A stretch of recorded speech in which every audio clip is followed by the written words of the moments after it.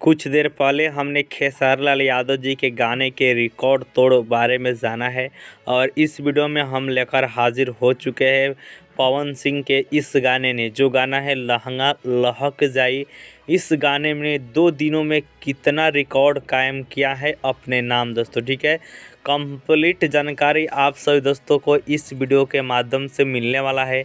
अगर आप सभी दोस्त भी पवन सिंह का फ़ैन है तो वीडियो को लाइक कर चैनल को सब्सक्राइब कर लीजिएगा। अब बात करते हैं रिकॉर्ड की।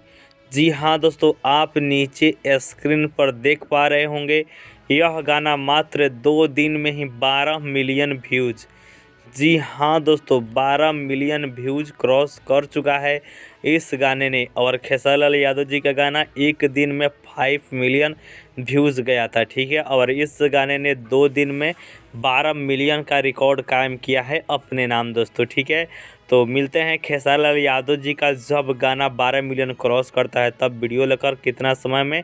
तब तक के लिए